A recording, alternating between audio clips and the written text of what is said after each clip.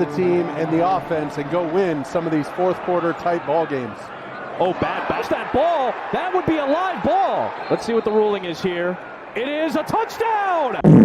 What a victory that was by the Seahawks. And I must say that was one of the more funny victories by the Seahawks. My most favorite one was that Jason Myers, he basically kicked it into a touchdown. But we will go over that. We'll go over that later in this game. But here I am joined by Joe Stevens of Seahawks Talk. That's what he does. He has a YouTube channel. Go ahead and follow that. Is it literally called Seahawks Talk? Seahawk Talk. It's written in the bottom corner. Yeah, if you want to go ahead and subscribe, that's fine. If not, just watch my videos. That's all we do over there. Yeah, please do, because we need more Seahawks fans out there in the community. Like, I think everyone already knows who Norbcam is. He is the most prominent Seahawks YouTuber, and then the other one I know is Brandon Nelson. So let's grow the both of us, because we do Seahawks football as well. So anyways, the Seahawks won their game. They won. What was the score? It was like 31-17. It was 31-17, and the Steelers were actually the favorites to win that game, because Aaron Rodgers, he usually has the Seahawks numbers, including his days back in Green Bay. And that's exactly what I was thinking. No, not last. I mean, he was on the Jets. Let's not forget about that. And I think the Jets look just fine without him. I think I don't know. I was pretty confident going into this game, so I guess I was different than you going in. Well, why don't you explain why you were so confident? Because I wasn't. Because judging Seahawks' record in Heinz Field, it's literally their death zone, and I think it's their worst stadium to play at. I think we won our last time at Heinz Field. Russell Wilson was the quarterback. That's the last one I can remember. Before that, the other one was Geno Smith in 21. You're right. When he fumbled the ball and he was running, and I was like, Geno, no. Yeah, the only other one I can remember was 2011. Tavares Jackson was still our quarterback. We lost that one. Yeah, badly. I was pretty confident going into this game, just because of the fact that I think a lot of people felt differently than I did after last week. I was so confident after last week that our defense looked so great. Only thing I was a little nervous about was Witherspoon out this week, and it proved to not matter that much. I think if Witherspoon played, DK Metcalf would have been ejected by the third quarter. I would have loved to see that. That would have been just poetic justice, because considering that DK Metcalf, he really kind of went out of his way to get himself out of the Seahawks, and in hindsight, he could have just waited one more day, and then he gets Sam Darnold as his quarterback. Couldn't be worse than Geno Smith, at least what you would think, unless they're pretty much the same players. But I think they're pretty much the same players. I'm not gonna lie. You guys, I'm sorry, I forget we're not live right now, but this is actually one of the first podcasts I've done that's recorded. I'm a big Geno guy, and I think, judging from the first two games, would I rather have Geno Smith or Sam Darnold? I think I'd rather go with Geno Smith so far. I think Geno Smith is a lot more athletic. Geno Smith, I don't know, especially this game, I won't say too much about, but last game, the 49ers game, I think Geno Smith doesn't drop that ball. Against Abraham Lucas's back. Yeah. Yeah. Was that what you call a butt fumble, or was that like that was a back fumble? Back fumble. We'll call it the back fumble. Well, now we'll have to call a chiropractor for that one. But yeah, you're a Geno Smith fan. That's great. I don't. I'm not a big Geno guy, to be honest. I'm just not a big Sam guy. Oh, okay, yeah. I'm just not. But don't get me wrong. Before we get into this game, Geno Smith had an amazing comeback story, and this is coming from someone that was highly critical of Geno. But for a guy that was a journeyman after the Jets, and the fact that he became a starter and a Pro Bowler for the Seahawks, it is still a great comeback story. I just didn't like sometimes his inability to close games and throwing interceptions in 24. But it's what it is. But he did get us to the playoffs once when nobody thought the Seahawks were going to even touch like 5 wins, not even 5 wins. Everyone was thinking like maybe Bryce Young and like CJ Stroud, but then he decided not to allow Yeah, that to happen. we're too good to have a top 5 pick. Actually, we did have a top 5 pick, and that's because Russell The Wilson Russell sucks so Wilson bad. trade. Oh yeah, You're and wearing his jersey right now. I hate Russell Wilson. What? He turned his back on the whole city, man. That's my fine. biggest thing. Then here's my favorite player. He's up there anyway, so just let Shaquille him rip. Griffin today played I'm just kidding. But yeah, Shaq Griffin's wearing that 24 right now. So Oh, come on, man. Like, really? And then, well, we're going to just get to this game. It's going to be Aaron Rodgers. Well, I'm just wait, summarizing it. first up, before you get to this game, what do you think of the Mariners? Oh, well, before we get into the Mariners, because I don't want to get too much off topic, but No, 11-2, they won all their games at home, Mhm. but they're going to Kansas City on the road. But all I'm going to say is for Kansas City, and this is maybe a jinx, but buckle your seatbelt, Dorothy, because Kansas is going bye-bye. Yeah, That's my only motivational speech I have for them. and also the witch off Etsy seems to be doing a really good job. Oh, it's not that. It's Mike Cameron when he was part of the coaching staff for the weekend against Atlanta. I think that's what it is. I want to give Mike Cameron some credit too. It's the Etsy witch. Shout out to the Etsy witch. Etsy witch. Well, you can say Etsy witch. You'll say Etsy witch. I'm going to say the Mike Cameron magic. It's the Cammy. I'm so white with these new walls. I need to change something up. So go ahead. Go ahead. What's the next? All right. Well, we'll go into the Seahawks game and how we'll just do a quick summary and then we'll talk about and express our feelings on it. But the very first drive when Steelers, I assume, won the toss, so they elected to defer, and I was like, oh, shoot. So Seahawks did look good on that first drive with some solid runs by Kenneth Walker because last week he didn't really do that much. And great key passes by Sam Darnold, which led to a touchdown by, I think it was Horton who made that touchdown. Yeah. So any thoughts on that first drive? First drive, I thought we looked awesome. First drive, we were. I mean, what can you say, right? We scored a touchdown the first drive, so it's like we're definitely getting the ball to JSN quite a bit. I think some others throughout the game did step up, but they needed to because we can't play this game with one receiver the whole game like we did last week. A little nervous. First play was a toss to the left, just manhandled in the backfield with Walker. Started running it between the tackles a little bit more. Kenneth Walker started to, get chunk plays, and I was happy with it. Would have liked to see the fullback utilized a little bit more throughout the game. Well, yeah, they're going to have to, considering that Seahawks still have some struggles with offensive line. And looking at the stat of Sam Darnold, how many times he was sacked? He was only sacked 2 times, so it wasn't too bad.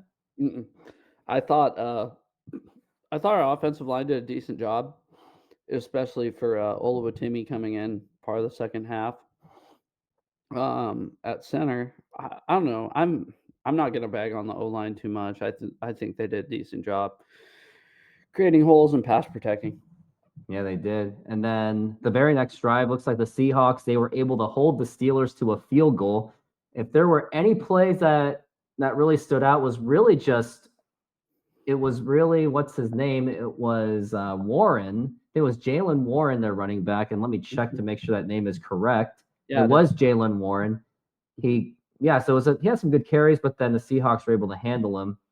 And then, and then the next one, I think the next drive, what happened, and that got me going, oh, no. Are you talking about the Seahawks when okay, so that was on 4th down. Let me tell you something. It wasn't that one. No. It was the first interception that went to Jalen Ramsey when the ball was intended for Cooper Kupp. And I was like, right on the first pass of that drive. And what was your thoughts on that interception? Like, what did you see? Cooper Kupp needs to fight a little harder for the ball. I think Jalen Ramsey made a nice read, picked it off, but Cooper Kupp really looked like he was waiting for the ball to come to him. He needs to go up and get it, at least knock it away from Ramsey. I'm watching it right now. You're probably a big Cooper Kupp guy. That's fine. I can see it. A lot of people are. That's the only reason I say that. But when so it's a play to the left side of the field. He runs kind of a 10-yard out route. He needs to get in front of Ramsey on that play. And maybe the ball wasn't you're watching it right now. Maybe the ball wasn't placed perfectly, but have to at least prevent an interception. Yeah. I mean, he's a small guy versus someone he's been playing for a long time. And I think these guys were former teammates too. So I think there's a little bit of a factor that Jalen Ramsey knows Cooper Kupp, and then so it's one of those, he knows us, but we know you kind of thing. So that one was a rough one, but unfortunately the Seahawks were able to hold the Steelers to just a field goal. Yeah. So basically no passing game for Aaron Rodgers at all in that drive. And then Seahawks got themselves to 4th down. Don't really remember how that play went, but Jason Myers, usually he's a guarantee for like those 30-yarders, and he just didn't make the field goal. Yeah, so my friend that was over goes, they're making fun of, I think, the 49ers kicker last week, and goes, our guy, he's automatic. And he makes Jason Myers misses that field goal, and it was off the upright, correct? I think you're watching it right now. I'm trying to, at least, but no, it was like that was not off the upright. I'm watching it right now. It barely missed the upright. Yeah, so I just go, dude, screw you, right? Like, you totally jinxed us going into that, because that would have made it 10-6, correct? Instead we're 7-6. Could have, yeah. And then the Packers come back and score a touchdown. Not yet, actually. So it was the next drive was just I actually took notes throughout the game when I was doing play-by-play. It was a sack by. I'll rewatch it. Sorry to cut you off, but usually what I do is we do a show on Wednesday, so I'll rewatch it on Tuesday after work, and then that's when I'll take notes for the game. So it was a sack on Aaron Rodgers. That's how the Seahawks responded. But then the drive after that, it was a sack on Sam Darnold when he had his opportunity. And then what I remembered was, I think that was a blitz. Hard.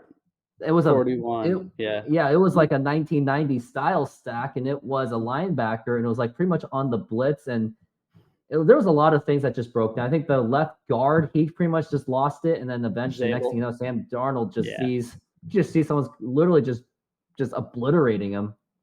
But if you look on the bright side, that was that was a 2-sack game against the Steelers, and the Steelers has a pretty good defensive line.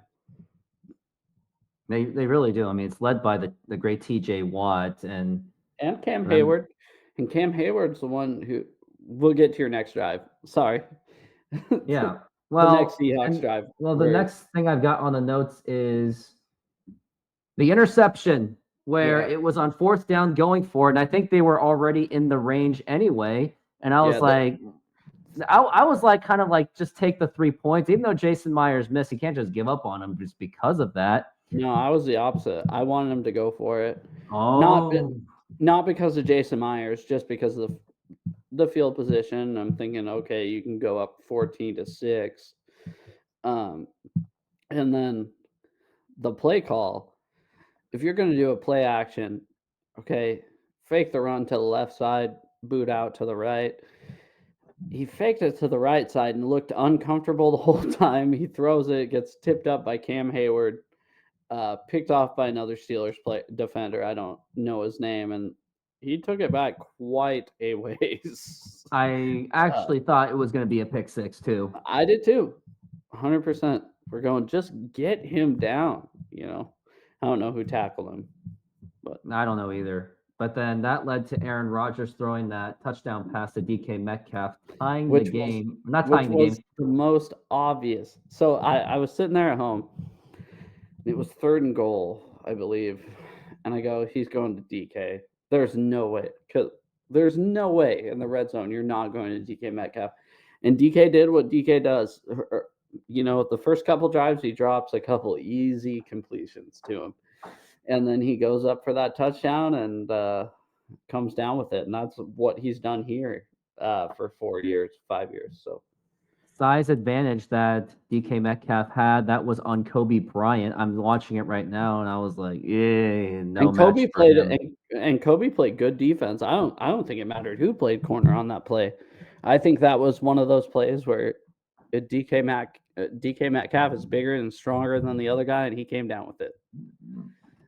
Yeah, pretty much. And then that led into the second half where Mm-hmm. the Steelers had a 14-7 lead. And the crazy statistic, which had my hopes down for the game, was the Steelers have won 14 in a row when leading at the half. And I'm like, Seahawks not good in Pittsburgh. We have this 14 in a row thing, not good at Pittsburgh. The game doesn't look too good. And Aaron Rodgers quarterback, I was like, well, we'll see how it goes, but I'm not expecting anything. See, I wasn't confident that it was going to be 31-17 was the final score. Obviously, that's what it was, but I was still confident that we were going to win the game, to be completely honest. I think you fix Sam's turnover mistakes, and that's about it. Because Yeah. our defense really played good that game. They stood tall. Yeah, they really did do a good job of just making Aaron Rodgers feel very uncomfortable. And eventually they were able to get the Steelers to give the ball back to the Seahawks. And Mm-hmm. that eventually led to the Seahawks scoring. And that was a touchdown to AJ Barner. And if you reflected, like, what do you remember from that drive? I saw some good runs from Kenneth Walker, which I'm watching right now. There was a big pass to Cooper Kupp. And by the way, Cooper Kupp made some pretty big catches too. Yeah, I mean, that's one thing we talked about before we came on here, which, guys, let's not lie, we did talk about 5 minutes before we came on here. So I thought that it was 14-14 going into the half. So my mind was kind of blended. I thought the Barner score was before halftime. But I just remember that play. That drive, there was a big play by Cooper Kupp on third down, followed immediately by another big catch by Cooper Kupp that drive. And Yeah. and I'm not a huge Cooper Kupp guy. I think I'm not sure if I told you that while we were on recording or before, but I think he stepped up this game a lot, like he should have last week. So Yeah. So no, I didn't think my only thing about Cooper Kupp was I'm not sure if he was going to actually be like, if he was actually going to be like he's not going to be we're not going to get Rams Cooper Kupp. I mean, let's make it clear. We're not going to get Rams Cooper Kupp fine, but at least he'll make some key catches because he does have soft hands and they couldn't like he did this game. Yep. It was perfect. It couldn't be any less soft than Jackson Smith and Jigba. Now that don't get me wrong, he has talent. There's very much talent, but there's time where he just drops the ball sometimes. Not this year. Not so far. Don't jinx us. Because JSN this year has been the key player of the offense. Yeah, for sure. And now the next drive, and this one was a terrifying drive. I think this drive really scared us. But was this the Jalen Warren runs for like yes, 70 it was yards? It was How like many yards was that? I don't even know, but it was definitely more than 60. I think it was like 69 yards. And Aaron Rodgers was under pressure, like he had to go out of the pocket, and the Seahawks just couldn't tackle at all. And I'm watching it right now, and he kept running. And I actually thought he was going to get it, and then that got to the goal line. So my friend went pee, right? And he goes, okay, I think we tied the game, right? Because they did tie the game. 14-14. And then my friend went pee, and then he just hears me go, fuck. Because I'm like, dude, we just got them. We just got momentum swinging our way. I mean, what the fuck are we doing on defense, right? And then somehow, some way, the defense really, they got stout. I believe we intercepted the ball that drive. We did, yes. And so this was tweeted out. Sorry to cut you off, but I tweeted out. So at the beginning of the game, I Googled number 1, Seahawks number 1. Okay. And I forgot his name again. This is how truthful the story is. I looked up 4 hours ago. So Darion Kendrick is who intercepted the pass. I tweeted during the game. Let's see. Sorry here. Sorry for taking your time. I said looked up number 1 for the Seahawks in the first quarter. Forgot his name, and he just got a pick. Badass. Because I had no idea who he was.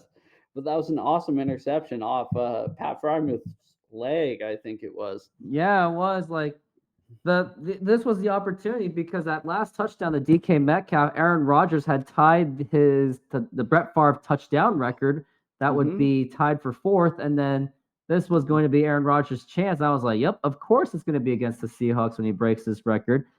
And then it was the pick. And the funniest thing, I just can't help it, was when Aaron Rodgers was trying to tie or to break Brett Favre's record, he throws an interception, and it's fitting because we know that because Brett Favre was notorious for his bonehead interceptions, but this time it wasn't really Aaron Rodgers' fault. It was just the receiver just couldn't catch it, ricocheted, and just happened to land.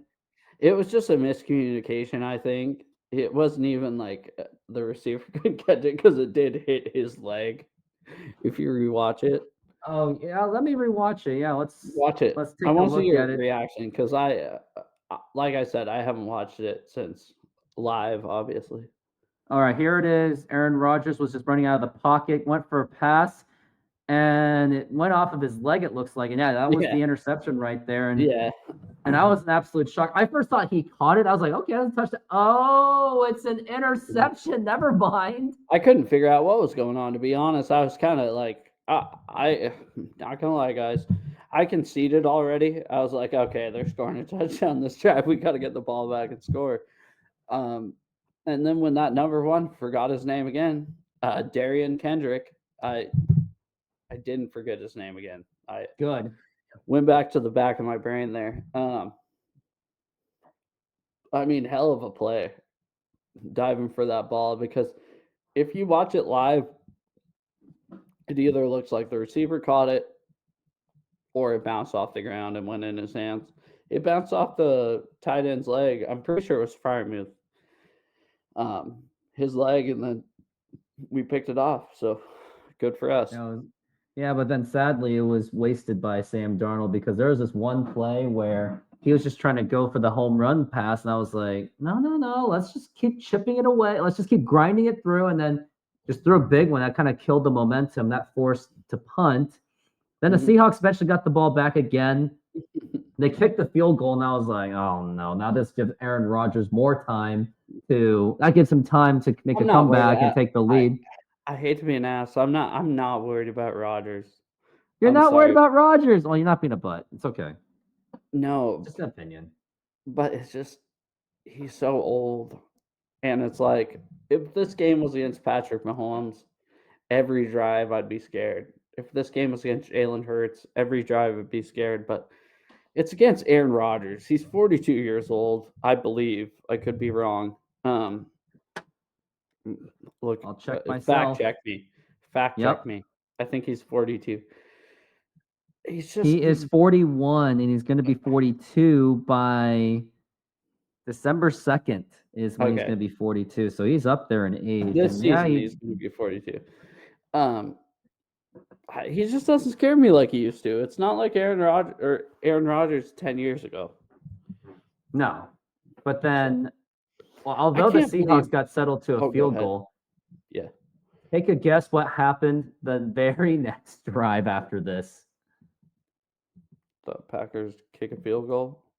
No. Oh, no, it was after the field goal. Packers.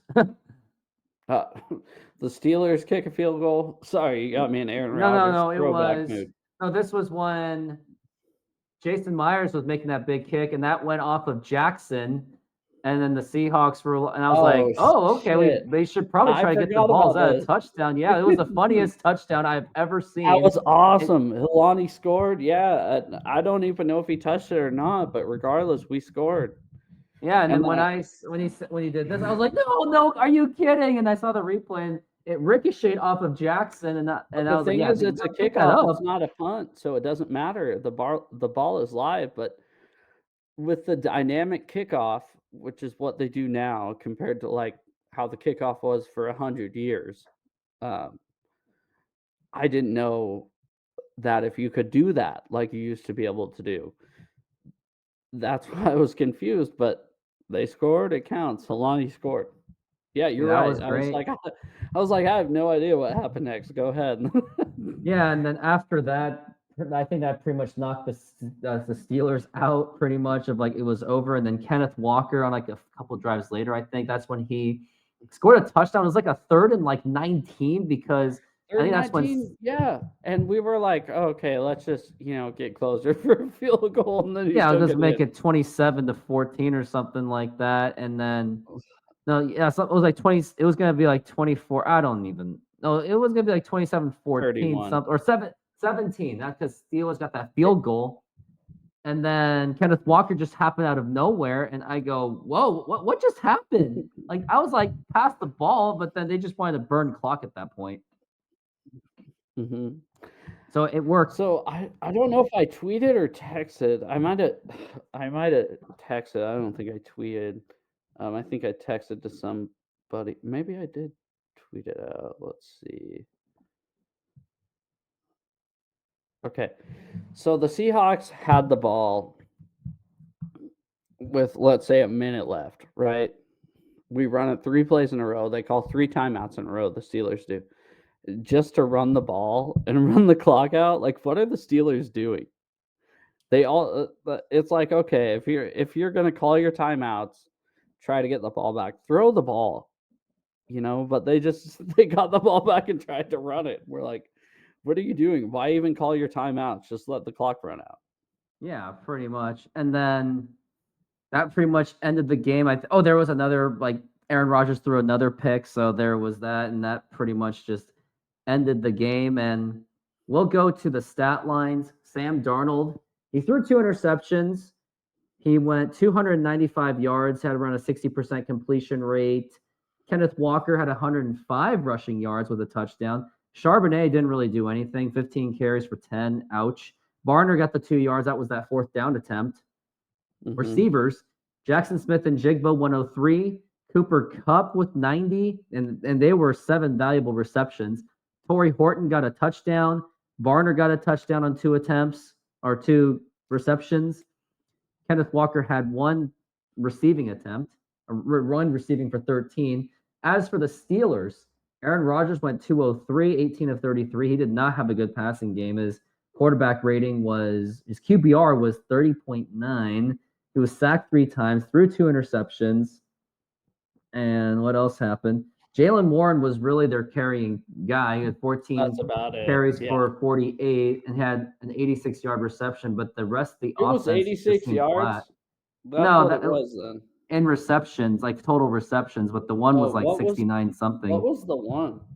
What was his long? Look up the long. 65. It felt longer than that. It felt like it was like 85 yards. Yeah, well, that's what feeling is. And then when we look at numbers, we go, oh, never mind. So those are the key numbers, and I guess we can go to sacks. Byron Murphy made a huge sack. Leonard Williams was part of it. Interceptions. I think Byron Murphy got 2 sacks, if I'm not, at least 1.5, or unless it was a big tackle for loss. I'm not sure. It was Byron Murphy that got a 1.5, so he credited partially, so they shared it with Leonard Williams. Yeah, and then he had another one by himself, and so that one shared with 1.5. The half was shared with either Leonard Williams or was it Leonard Williams? He shared it with.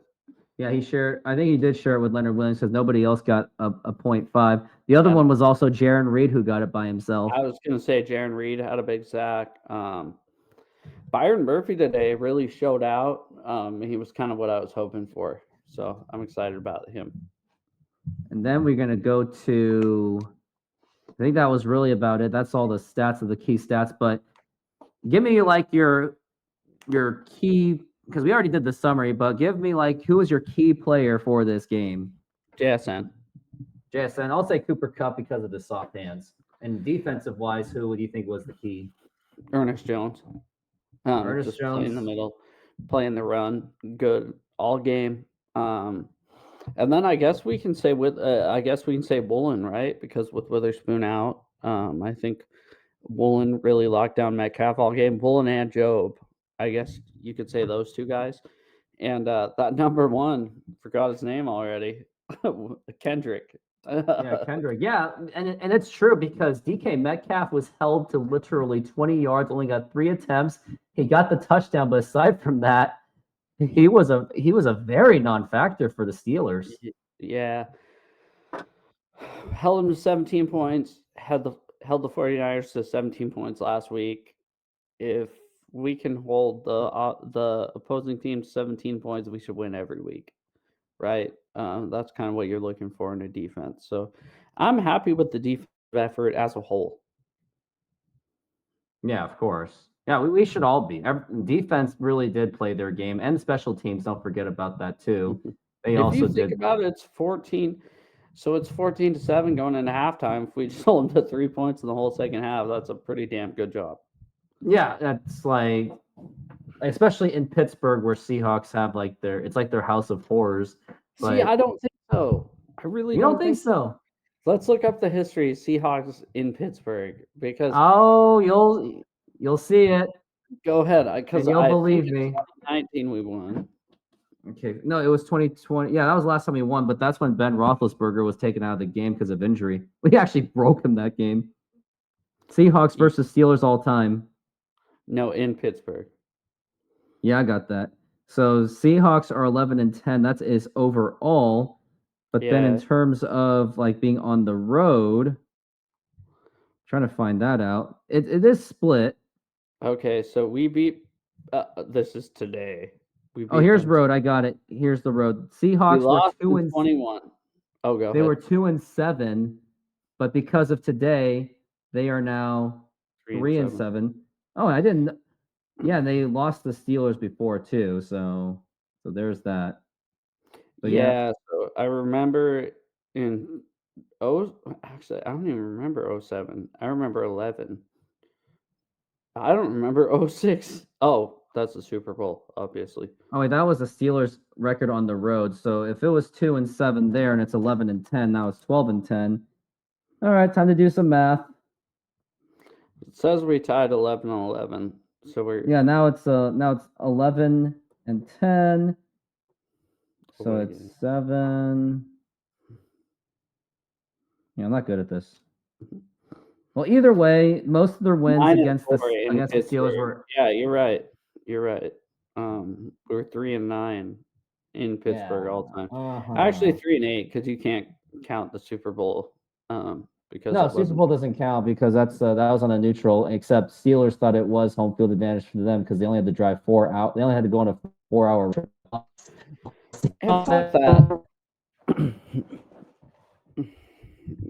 Why their starting running back is from Pittsburgh? Who cares? Their second string running back that year was from Pittsburgh. Who cares? Well, what was his name? I forgot. The bus. I forgot.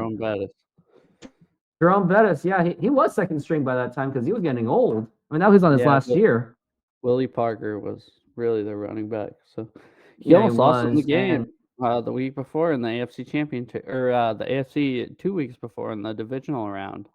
He fumbled the ball at the goal line. Yeah, against the Colts. But yeah, that's about it. You got anything else? I think that's all I've got, but how do you feel about going into the Saints for week 3? We should mop the floor with the Saints. Let's hope so. If I'm being honest, I mean, they suck. How did they play against the 49ers? Because I didn't even pay attention to it. Saints barely lost, but the 49ers also had the backup quarterback in. So yeah, so they're pretty much broken at that point. I mean, they literally are a broken team. So you would think Seahawks would have an excellent chance to win it they would have an excellent chance to win at home against the Saints. So Seahawks, don't screw it up. Yep, don't screw it up. Well, that's gonna be it. That was our post-game show for the Seahawks against the Steelers. And Joe, thank you very much for being on the show. Thanks for having me.